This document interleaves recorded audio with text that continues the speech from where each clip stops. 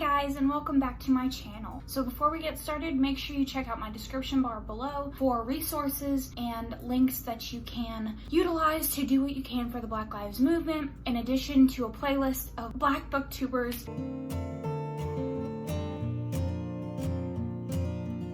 Alright, so today I wanted to go over all of the library books that I have gotten. So my library just really recently started doing curbside pickup, and I don't generally buy books. I do use Kindle Unlimited a fair bit. That's generally where I read most of my romances, but my library is like my main source. And so I have quite a bit of audiobooks that I'll go over first, and then I'll go over the physical books that I have available. Some of these I have already read and or listened to, but we'll talk about them anyways. So the first audiobook that I have is Slay. This is an audiobook that I'm actually listening to. I have about 2 hours left, and it's really good. It's about a Black girl in high school who basically creates this game that is a safe haven for Black people where they can go and be themselves and be free of racist and degrading things that are common in the gaming community. And when something happens in correlation to the game starts being called racist, and our main character fears that she will be sued for what's going on, in addition to just the guilt of what happened. Next, I have Stamped from the Beginning, which basically tells all of American history and the sort of anti-Black racist ideas that have shaped and changed the way that American history works.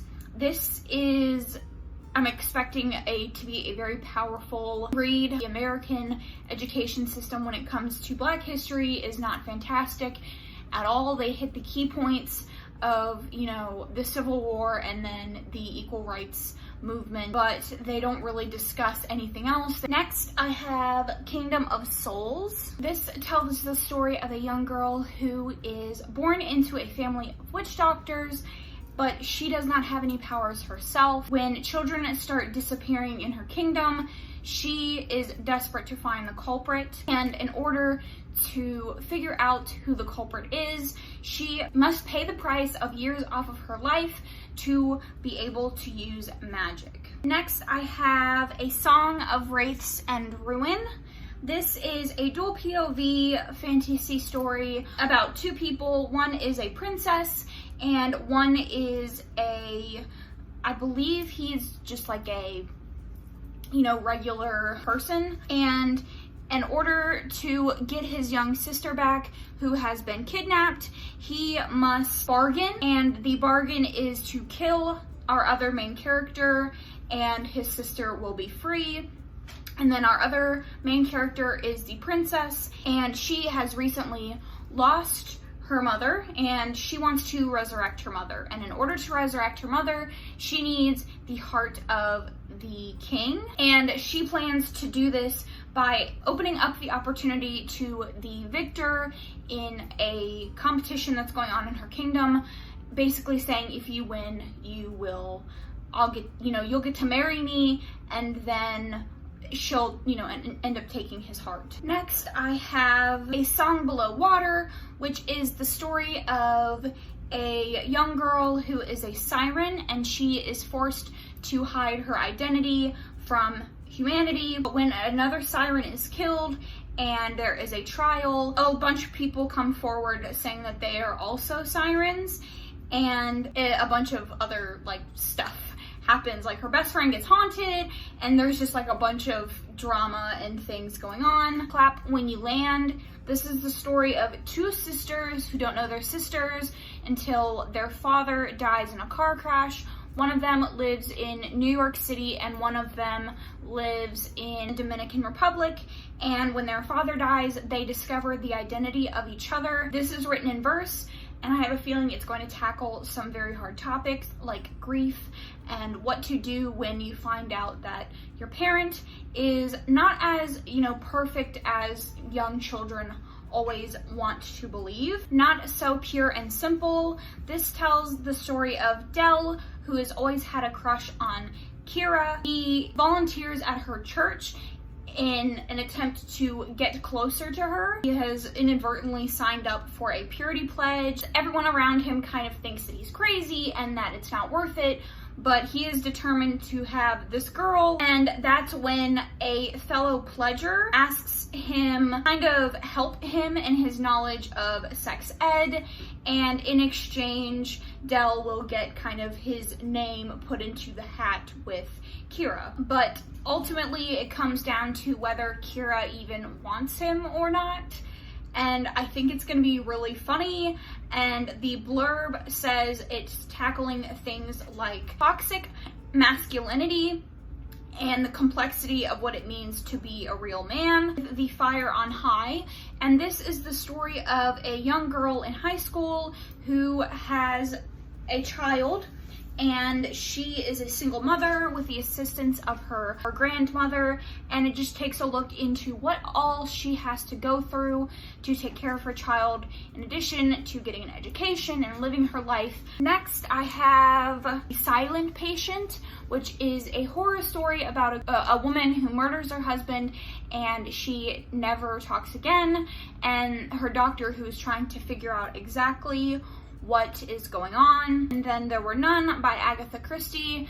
This is essentially the story of it's like a whodunit on a remote island. I have The City of Brass. This was a DNF originally for me, but I want to give it another shot. I have heard nothing but good things, and the third one comes out this year, so I want to try to get into it. A Middle Eastern inspired story about a girl who discovers she knows that she has abilities, but when her powers end up landing her in a situation with a djinn, he takes her to this magical city, and it's like a revolt situation. And then I have Children of Blood and Bone. This is the story of a girl who has always known, this community has always known magic, but when magic disappears, their ruthless king was killed, and it leaves our main character and her mother and her people with no hope. And she has one chance to bring magic back and strike against the monarch with the help of a rogue princess. Our main character must outwit and outrun the crown prince, who is hell-bent on eradicating magic for good. That is it for the audiobooks that I have. This is gonna be a long video because I still have a lot of library books. So we'll get started. I will start with my romance reads. So first I have Destiny's Embrace by Beverly Jenkins. This tells the story of Mariah, who becomes housekeeper for the Yates family, and the son of the Yates family takes over the family ranch, and he decides that he doesn't really need her around, and a romance starts. Can we appreciate this cover? Because this cover is stunning. This is part of a series.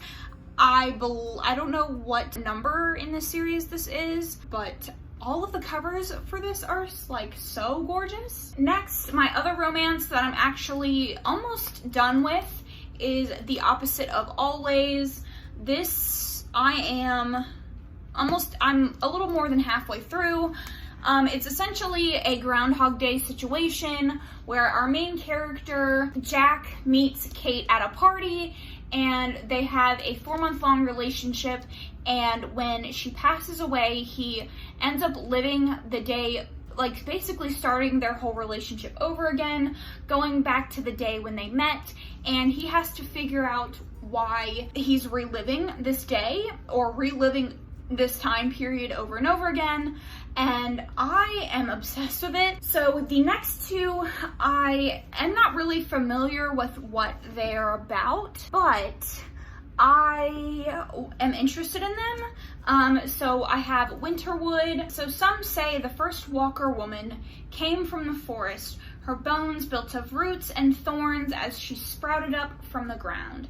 This is where their legacy began, a strange and mythical legacy rooted in rumors and folklore. Over the years, there have been many tales of Walker women. Most have been lost, stories forgotten, fables and myths washed away with the spring rains. This story is one such tale. It was once scattered like autumn leaves, buried in the soil, stitched there until it arose, until something stirred it loose until the forest shuddered and opened its eyes. So, maybe. And then I also have The Wicked Deep by the same author. And this says, the Swan sisters arrived in Sparrow, Oregon in 1822. Marguerite, the eldest, had long auburn locks, full lips, and a sharp jaw. Aurora, the middle sister, boasted soft waves of hair, bright full moon eyes, and Hazel, the youngest, was the plainest of the three, with smaller features and hair that twisted into a tumbling braid. Each was beautiful and each was misunderstood. A year later, the townspeople executed the Swan sisters, placing a curse on the small town of Sparrow, a curse that has never been broken until now. The Death of Miss Westerway. I believe this is the story of a young girl who receives a letter saying that her grandmother had died and that she was set to inherit the house or the estate that the grandmother had, but it's not actually her grandmother, but she pretends that it is, and then she goes, and I think it's like a mystery situation. We'll see how I like it. In my previous library haul, I actually already returned several books since this whole curbside started, but I read, what is it's the one where it's like the four girls, and it's like Pretty Little Liars, essentially. They have like a dark past, and then when a body is found, they have to come back to the town where they were like at boarding school and figure it out, and it was not good. So I also read In a Dark, Dark Wood by Ruth Ware, and it also wasn't good. This is the story of a girl who gets a invite to an old friend's like bachelorette party, and she doesn't know why, and like a murder happens, and it's like flashing back and forth to the present and the past, but towards the end it just like got very bad, and I didn't like this. And then I didn't like the other one that I was talking about, and so hopefully this is the spot. I really liked The Turn of the Key, and I have heard from several people that like Ruth Ware that say like a lot of her books are like hit and miss with them. Like I know Books and Lala said that she didn't like a single Ruth Ware book up until she got to this one, and then she loved this one, and she also loved Turn of the Key. So hopefully this one is a win. The next is a book that I've actually already finished, but you'll have to watch my wrap up for my thoughts on that. But it is Aurora Rising by Amy Kaufman and Jay Kristoff. This is the story of a ragtag group of like space soldiers, I guess, and they have like, there's like this conspiracy, and there's like a stowaway girl that was originally supposed to be frozen and sent into space and put on another planet so they could cultivate that planet, and then she wakes up like 300 years later, and everyone on the ship that she was frozen in is dead, and she's the only one alive, and so she joins this team. And then next I got Illuminae, and I have heard mixed things about this. I'm not quite sure what it's about, but it's pretty popular, and I think it's something sci-fi. Hopefully I like it. I didn't dislike either Amy Kaufman or Jay Kristoff's writing, but that was the first book that I picked up from either of them. So hopefully I like this. It's an interesting format. It's like mixed media, so it has like, you know, emails and stuff and pages like this. So hopefully I enjoy it. I've also heard that like the audiobook is a great option. So we will see how I feel about that one. All right, next I have Outlander. So this is like a time travel romance where the girl goes back in time to, I believe, like the 1700s Scotland. It was made into a TV show. It's like a romance. I have not seen the TV show. This is my first kind of jump or try in this series. I know Jamie from Library said that she did not, like, could not get into the book, but she loved the show. So I have noticed that Jamie and I have like really similar reading taste, and generally if she doesn't like something, I probably won't like something, but you know, everyone's different, so I'm excited to give this a shot. Hopefully I like it.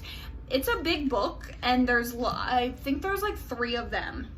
But if I don't like this, then I'll definitely just pick up a TV show because I like the premise. All right, so next are some nonfiction. So I've actually already read Hunger by Roxane Gay, and this basically is a memoir about her experience being a larger bodied woman, her from growing up to now, and kind of the trauma and things that she went through that she used eating to cope with. And then I also have Difficult Women by Roxane Gay. It sounds like it might be sort of like a anthology of just women's experiences, and I really enjoy Roxane Gay's writing. I've only ever read Hunger by her, but she has a very like straightforward, simplistic writing that has like this undercut of just emotion, and I really enjoyed that, and so I'm excited to jump into this one. Next, I have The Bluest Eye by Toni Morrison. This is the story of a young black girl who basically wishes every day that she was white, that she had, you know, white features, she had blonde hair, she had blue eyes, because everywhere that she saw beauty, that's what she saw, was that stereotypically white appearance. And so she spends every day wishing that that's what she looked like. So I'm expecting this to be a very strong novel, taking a look into society's ideals about conformity and what people will do to people that don't look or act like them. So next up, I have 2 books by V.E. Schwab. I have A City of Ghosts. I believe this is a middle grade story about a girl that sees ghosts. I don't know much more than that. And then I also have A Darker Shade of Magic. I think this is the story of like different worlds. I think there's like a white New York, a black New York, a red New York, and something else. And it might be about like portal hopping or like world hopping, dimension hopping, something like that. And then they have powers. Of like the more popular books of hers, I've heard that Vicious is the one to start with, but I picked up this one. American Royals. This is like what would happen if Thomas Jefferson had been offered a crown instead of presidency, and like his family line went on. I heard it's like a very gossipy girl sort of story, just very light, fluffy, and I'm excited to jump into it. I personally love Gossip Girl, so I'm excited. Now we're getting into like more fantasy books. So first is We Hunt the Flame. So this is a dual POV story of a prince who has a very malicious father, but he himself is very empathetic and doesn't really agree with what his father does or believes in. And a girl who disguises herself as a man to kind of get what she wants. And when a war breaks out in this world, both of them are sent separately on a mission to get this powerful artifact, and I believe they team up. There could be a romance, but I'm not 100% sure on that one. And then next is a book that I DNF'd previously around the same time that I DNF'd City of Brass, but again, I've heard basically nothing but good things about it, trying to give it another shot, and that's An Ember in the Ashes. This is the story, a dual POV story of a girl whose family has like always aligned with the rebellion in this society. And when her brother is captured, she has to go to the rebellion group and basically say like, you got him captured, you need to help me get him. And they say, okay, we'll help you, but you have to infiltrate this academy of like their best soldiers and tell us kind of what's going on and be a spy. And then on the flip side, or other POV, is a guy that's in this academy and he doesn't necessarily agree with the teachings or what the government stands for. I'm not necessarily like, I'm not against a rebellion story, but I'm not really super into a rebellion story. It generally has like more to do with politics than I really like in my stories, but I'm not opposed to it. And I think I was just not in a place to read stories like that. I picked this up when I was like reading romance nonstop, and that's all I kind of wanted to read. And so I think that really like affected me wanting to read them and enjoy them and like give them the time that they deserve. And next I have The Merciful Crow. Again, I'm not entirely sure what this is about, so I'm gonna read it to you, and I am sorry. So, Fee abides by one rule: look after your own. As the future chieftain of a shunned caste of mercy killers, she relies on her wits and bone magic, drawn from the teeth of dead witches to protect her band. The crows take more abuse than coin, so when they're called to collect the royal dead, Fee hopes they'll find the payout of a lifetime. When Fee discovers the crown prince and his crafty bodyguard have faked their deaths to escape the ruthless queen, she's ready to cut her losses and perhaps their throats. But the prince offers a deal that she cannot refuse: make sure he lives and sees the throne, and he'll protect the crows when he reigns. To outrun and outwit the queen, the trio forge an uneasy alliance that is soon tested by old secrets, shifting allegiances, and forbidden feelings. As she and her band of deadly trackers loom ever closer, the three fugitives must discover what they're each willing to sacrifice to save their own. I don't know how I'm gonna feel. Okay, alright, so we're just gonna get into it. The Poppy War. I have heard great things about this, like overwhelmingly great things. I know it's about this girl who like joins this academy and she's an orphan and everyone's like shocked, and she, I believe, is like really ruthless and like kind of no empathy, but I've heard like fantastic things about this, and we're gonna do the thing.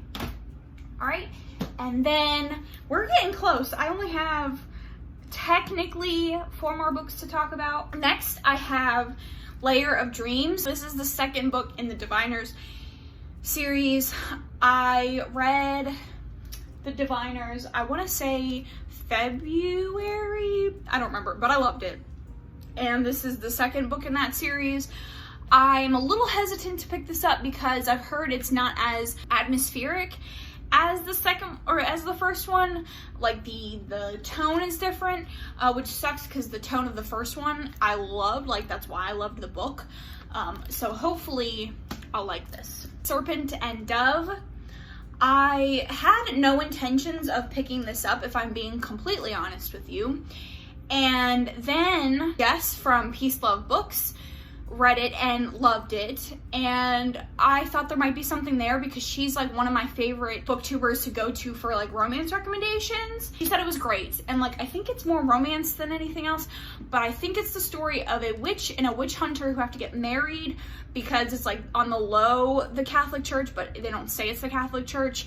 Basically say like you're a bad boy, and like they end up in a compromising position, and so the Catholic Church, that's not the Catholic Church, basically says you have to get married because we don't want you demeaning our name. Next, I have The Shadows Between Us, which has been peddled as like an hate to love, enemies to lovers thing, and all I have to hear is enemies to lovers, and I'm on board. But I think it's like the story of a woman who wants to marry the king so she can kill him and like take his throne. I haven't heard fantastic things about it, but it's short and I want to know what everybody's talking about, so this is the one. Alright, and then the last 2 books I have are part of the series trilogy, I think, and that is A Court of Wings and Ruin and A Court of Mist and Fury. I think this is the second one, I'm purely basing that on size. These are part of the Court of Thorns and Roses series. I read that, the first one, maybe a month or two ago.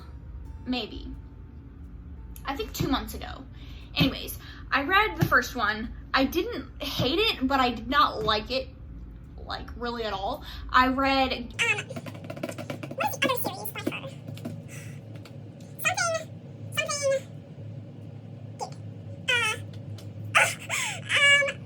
I don't remember, but I read the other one, the first one in the series, and I didn't like it. And so, I don't know if I just don't really like the writing or whatever, but everyone freaking compares the A Court of Thorns and Roses series to everything.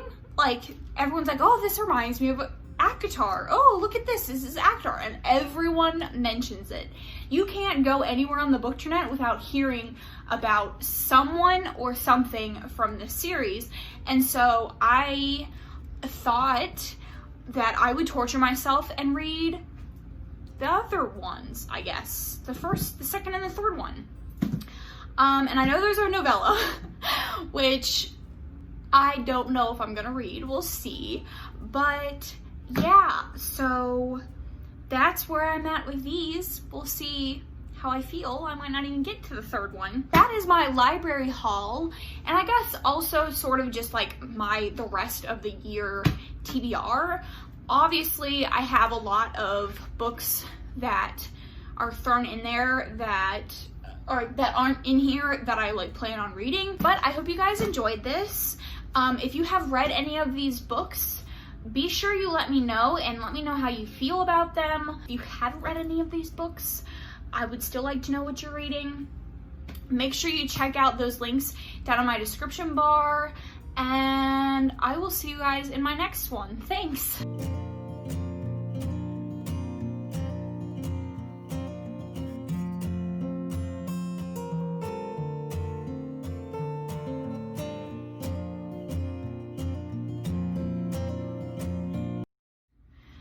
Oh my gosh, I don't know how I'm gonna edit this. Oh my gosh, we're at 50 minutes. This is gonna take forever.